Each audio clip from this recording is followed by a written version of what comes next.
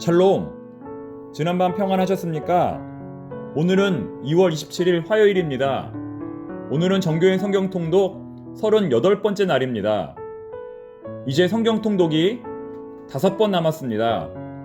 오늘도 열심히 읽으시고 돌아오는 주일에 성경 일기표를 꼭 제출해 주시기 바랍니다.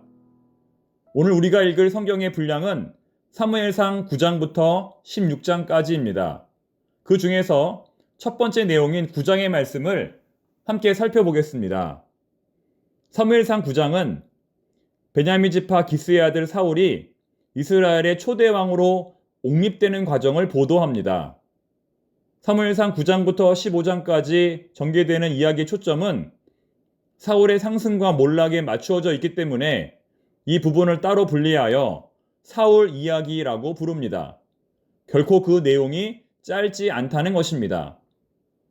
초대 왕이 되는 사울은 그 집안 배경이나 신체적인 조건에 있어서 이스라엘의 왕으로 전혀 손색이 없습니다. 1절, 2절 말씀 읽어보겠습니다. 베냐민 지파에 기스라 이름하는 유력한 사람이 있으니 그는 아비엘의 아들이요 스롤의 손자요 베고랏의 증손이요 아비야의 현손이며 베냐민 사람이더라. 기스에게 아들이 있으니 그의 이름은 사울이요 준수한 소년이라. 이스라엘 자손 중에 그보다 더 준수한 자가 없고 키는 모든 백성보다 어깨 위만큼 더 컸더라. 이 말씀처럼 사울은 베냐민 지파의 6대 손이었고 그는 누구보다 유력한 사람이었습니다. 그는 누구보다 준수한 사람이었습니다. 유력한 사람이란 뼈대 있는 가문의 사람, 곧 룻기에 나오는 보아스처럼 부유한 사람을 가리키거나 아니면 기드온과 입다 같은 힘센 용사를 말합니다. 아마도 사울은 보통 사람들보다 적어도 20cm 정도 더 큰 키에 준수한 외모를 지닌 사람이었던 것으로 보입니다. 무엇보다 사울은 사무엘상 8장에서 장로들이 요구했던 전쟁에 능한 용사로 보여집니다. 사무엘상 9장 3절부터 24절까지의 내용은 사울의 인간적인 모습을 보여줍니다. 그의 아버지 기스는 사울과 어느 사원에게 잃어버린 암나귀를 찾아오라고 명령합니다. 당시 암나귀의 분실은 재산상 막대한 손실이었습니다. 따라서 장성한 아들을 보내 나귀를 찾게 하는 것은 매우 자연스러운 일이었습니다. 사울은 아버지의 명을 따라 암나귀 떼를 찾기 위해 산과 들로 열심히 다녔지만 실패하였습니다. 그때 사원은 사울에게 신통한 하나님의 사람에게 도움을 요청할 것을 제안합니다. 사울은 그에게 드릴 선물이 없다고 난색을 표하지만 사원은 자기에게 있는 은 4분의 1 세겔로 그 비용을 지불할 수 있다고 알려줍니다. 여기서 하나님의 사람에게 주어지는 선물은 일종의 면담료 혹은 상담료라고 할 수 있습니다. 결국 사울은 사원의 제안을 받아들이고 그를 찾아갑니다. 하나님의 사람이 거주하는 성읍에 도착하여 그에 관한 최신 정보를 듣게 됩니다. 아주 마침 그가 가까운 산당에서 예배를 집례한다는 것입니다. 지금이라도 빨리 달려가면 그를 만날 수 있다는 것입니다. 이렇게 하여 역사적으로 사울과 사무엘이 처음으로 만나게 됩니다. 과연 이 만남은 장차 어떤 결말을 맺게 될까요?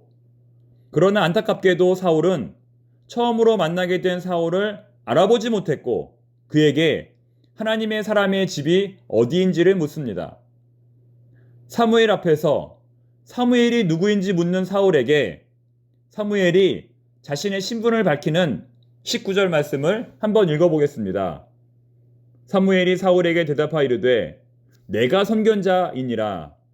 너는 내 앞서 산당으로 올라가라. 너희가 오늘 나와 함께 먹을 것이요 아침에는 내가 너를 보내되 내 마음에 있는 것을 다 내게 말하리라.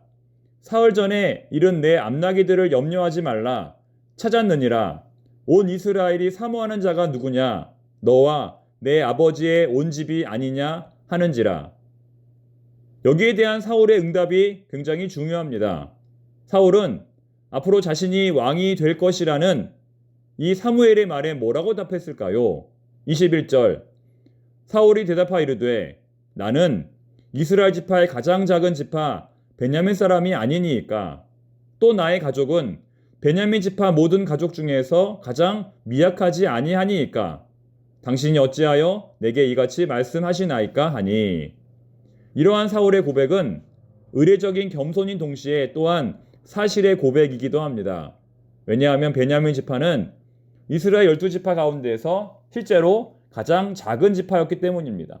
크기뿐만 아니라 분위기적으로 볼 때 그렇게 좋은 지파가 아니었습니다. 기억하십니까, 여러분?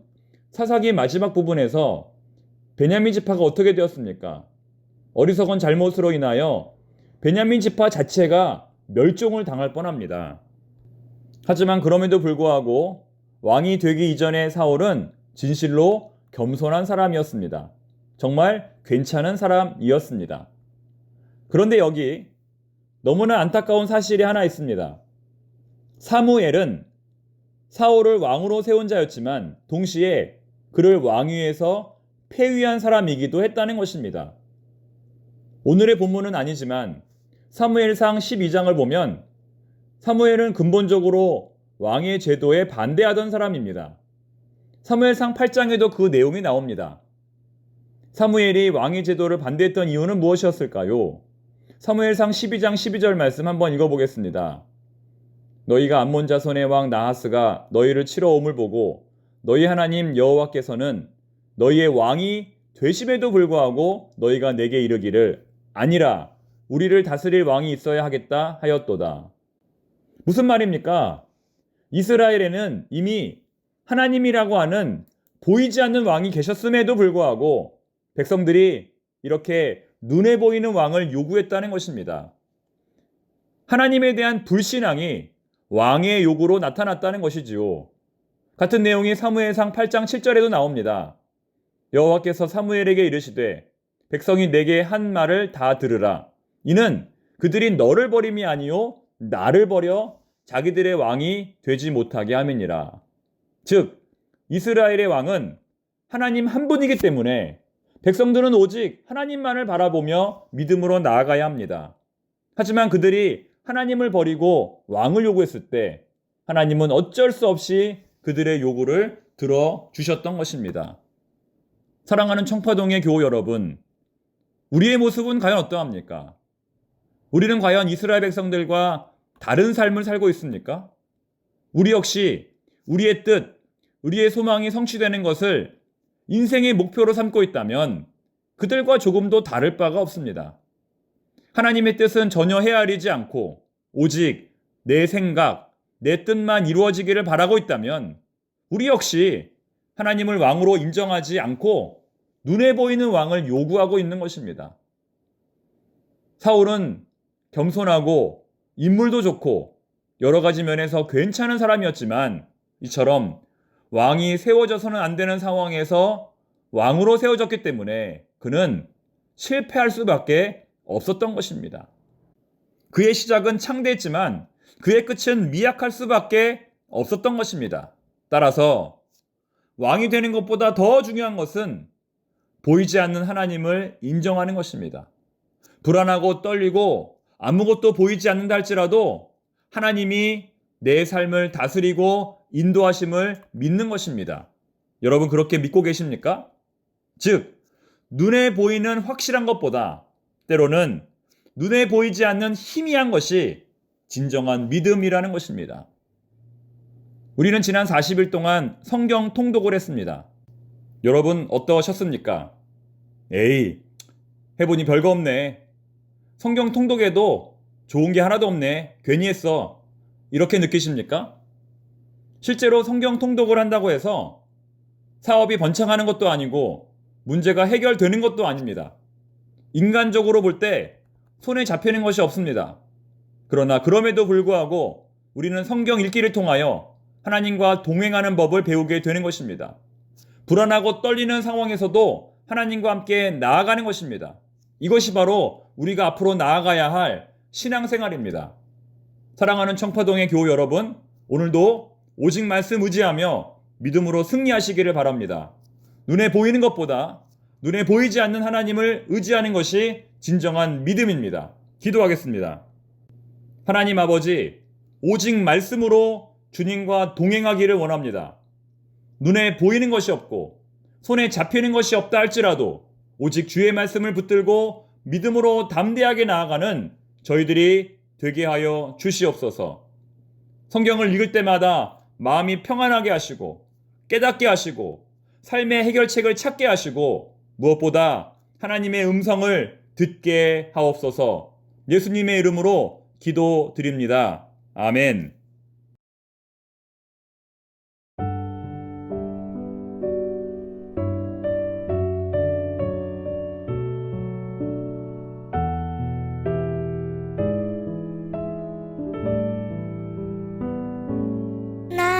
날마다 숨 쉬는 순간마다 내 앞에 어려움을 보내 주님 앞에 이 몸을 맡길 때 슬픔 없네 두려움 없네 주님의 그 자비로운 손길 항상 좋은 것 주시도다 사랑스레 아픔과 기쁨을 수고와 평화와 안식을